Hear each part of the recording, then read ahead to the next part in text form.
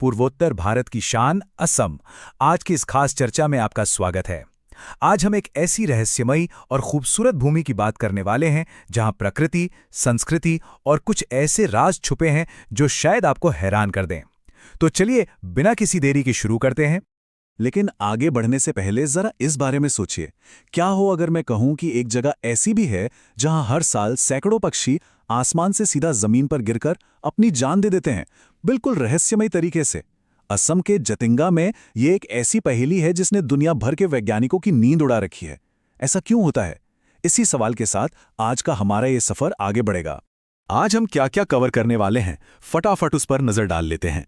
हम शुरुआत करेंगे असम के भूगोल और अर्थव्यवस्था से, फिर चलेंगे इसके अजेय इतिहास और रहस्यों की ओर। इसके बाद हम वहां की शानदार संस्कृति, पहनावे और लाजवाब खानपान को समझेंगे, और आखिर में चलेंगे कुछ बेहद खूबसूरत पर्यटन स्थलों की सैर पर। तो सबसे पहले बात करते हैं सेक्शन 1 की, भूगोल और अर्थव्यवस्था, वो जीवन रेखा जिसने इस राज्य को बांध कर रखा है। जब हम असम के भूगोल की बात करते हैं तो सबसे पहला नाम आता है विशाल ब्रह्मपुत्र का। ये सिर्फ एक नदी नहीं है, ये इस राज्य की धड़कन है। और एक बहुत ही दिलचस्प फैक्ट बताऊं, हिंदू माइथोलॉजी में बाकी नदियों को जहां देवी या स्त्री रूप में पूजा जाता है, वहीं ब्रह्मपुत्र को नद यानी एक पुरुष इकाई माना गया है। यही वो विशाल जलधारा है जो यहाँ के अलग अलग समुदायों को एक साथ शांति से जोड़े रखती है। अब बात करते हैं कि यहाँ के लोग अपना गुजारा कैसे करते हैं। राज्य की करीब 69% आबादी पूरी तरह से खेती पर निर्भर है। आय के मामले में कृषि यहाँ तीसरे नंबर पर है। और हाँ, असम की बात हो और चाय का जिक्र न हो, ऐसा कैसे हो सकता है? विश्व स्तर पर असम की चाय का जो दबदबा है वो वाकई यहाँ की इकोनॉमी का एक बहुत बड़ा और मजबूत पिलर है। चलिए अब बढ़ते हैं हमारे दूसरे सेक्शन की तरफ। एक ऐसा इतिहास जिसे कोई हरा नहीं सका, और कुछ ऐसे रहस्य जो आज भी अनसुलझे हैं। जरा इस नंबर पे गौर कीजिए, 17। क्या आप जानते हैं कि मुगलों ने असम पर 1 या 2 बार नहीं बल्कि पूरे 17 बार हमला किया था? और हर बार, जी हां, हर बार उन्हें हार का सामना करना पड़ा। अंग्रेजों के आने से पहले असम ही वो इकलौता राज्य था जिस पर कभी कोई विदेशी ताकत कब्जा नहीं कर पाई। और इस अजय होने का पूरा क्रेडिट किसे जाता है? लचित बरफुकान जैसे महान नायकों को। वो एक ऐसे लेजेंडरी योद्धा थे जिन्होंने विदेशी ताकतों के सामने एक मजबूत दीवार खड़ी कर दी थी। उनका शौर्य ही वो वजह है कि असम का इतिहास किसी भी गुलामी के दाग से हमेशा मुक्त रहा। इतिहास की बहादुरी से वापस लौटते हैं उस खौफनाक रहस्य की तरफ जिसका जिक्र हमने शुरू में किया था, जतिंगा का रहस्य। ये वाकई हैरान करने वाला है कि कैसे पक्षी अचानक आते हैं और पूरी रफ्तार से पेड़ों और इमारतों से टकरा जाते हैं। बड़े बड़े साइंटिस्ट आज भी सिर खुजा रहे हैं कि आखिर ऐसा क्यों होता है। कोई सॉलिड साइंटिफिक वजह आज तक नहीं मिल पाई है। अब इस मिस्ट्री से थोड़ा बाहर निकलते हैं और रुक करते हैं सेक्शन 3 का। बात करते हैं यहाँ की रंग बिरंगी संस्कृति, पारंपरिक पहनावे और शानदार त्योहारों की। असम की संस्कृति की धड़कन है बिहू, और ये साल में 3 अलग अलग रूपों में मनाया जाता है। सबसे पहले मिड अप्रैल में आता है बोहाग या रोंगाली बिहू, जो कि असमिया न्यू ईयर है। फिर पतझड़ के मौसम में काटी बिहू, जहां थोड़ा ठहराव होता है और प्रकृति की पूजा की जाती है। और फिर सर्दियों में आता है भोगाली बिहू, जब खेतों में नई फसल आने का जबरदस्त जश्न मनाया जाता है। और अगर आप असम को सच में समझना चाहते हैं तो आपको गमोसा के महत्व को समझना होगा। ये सिर्फ गले में डालने वाला कोई आम कपड़ा नहीं है। ये असम के लोगों की पहचान, उनके आत्मसम्मान और उनके स्वाभिमान का एक बेहद पवित्र प्रतीक है। इसे देखते ही आप असमिया संस्कृति की गहराई को महसूस कर सकते हैं। पहनावे की बात करें तो आज भी असम ने अपनी जड़ें मजबूती से पकड़ रखी हैं। वेस्टर्न फैशन के इस दौर में भी महिलाएं बहुत ही गर्व के साथ अपनी पारंपरिक मेखला चादर पहनती हैं, जो एक खास तरह की 2 पीस ड्रेस होती है, और पुरुष कुर्ता और धोती पहनते हैं। अपने कल्चरल इवेंट्स में वे इसे शान से फ्लॉन्ट करते हैं और अपनी परंपरा को जीवित रखे हुए हैं। खान पान के शौकीनों के लिए अब आता है सेक्शन 4, अद्वितीय असमिया व्यंजन। और यकीन मानिए, ऐसा स्वाद आपको देश में और कहीं नहीं मिलेगा। असम की थाली वाकई लाजवाब होती है। खाने की शुरुआत अक्सर खार से होती है, जो आपके पैलेट को एकदम क्लीन कर देता है। फिर आता है टेंगा, जो टमाटर या नींबू से बना एक तीखा और खट्टा डिश है, जिसे मछली या मीट के साथ बनाया जाता है। वेजिटेरियंस के लिए आलू पिटिका एकदम कंफर्ट फूड है।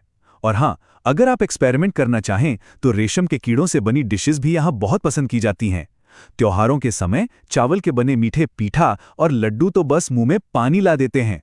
और इनके नॉनवेज की तो बात ही अलग है। खासकर पोर्क, बत्तख और मटन का स्वाद एकदम बेमिसाल है। चलिए, अब इस सफर के आखिरी लेकिन सबसे रोमांचक पड़ाव सेक्शन 5 पर चलते हैं। यहाँ हम वाइल्ड लाइफ और असम के शानदार हेरिटेज डेस्टिनेशंस को एक्सप्लोर करेंगे। असम के कॉन्ट्रास्ट को समझने के लिए बस इन 2 जगहों को देखिए।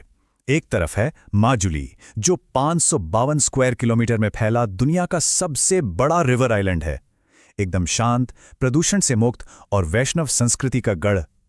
और वही दूसरी तरफ है उमानंद, जो एशिया का सबसे छोटा रिवर आइलैंड है, जहां भगवान शिव का एक बेहद खूबसूरत और प्राचीन मंदिर बसा हुआ है ना कमाल का कॉन्ट्रास्ट?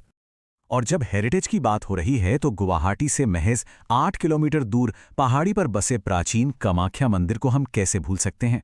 ये 51 शक्तिपीठों में से एक है और इसका तांत्रिक महत्व बहुत गहरा है।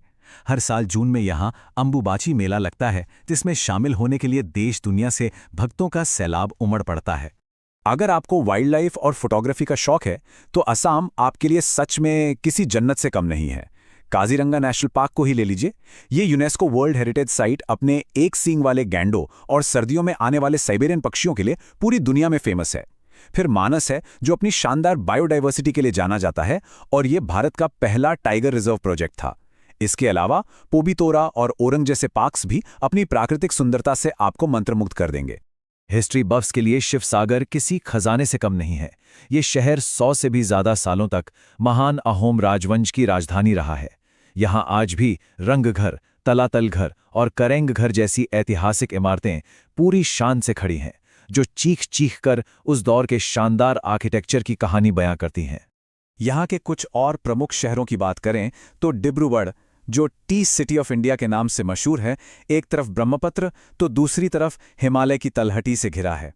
डिगबोई, जो ऑयल सिटी है, यहाँ 19वीं सदी से कच्चे तेल का काम शुरू हुआ था और यहाँ दूसरे विश्व युद्ध का एक बड़ा कब्रिस्तान भी है। और अगर आपको गहरी घाटियों और खूबसूरत बगीचों की शांति चाहिए तो तेजपुर से बेहतर जगह कोई नहीं। लेकिन सोचिए मत कि असम सिर्फ इतिहास और शांति के बारे में है। एडवेंचर के दीवानों के लिए भी यहाँ बहुत कुछ है। ब्रह्मपुत्र में रिवर क्रूजिंग या राफ्टिंग से लेकर ट्रैकिंग और माउंटेन बाइकिंग तक, यहाँ वो सब है जो आपको रोमांच से भर देगा। और वापसी में यहाँ के लोकल मार्केट से चाय, ट्रेडिशनल ज्वेलरी और खूबसूरत फैब्रिक्स की शॉपिंग करना बिल्कुल मत भूलिएगा।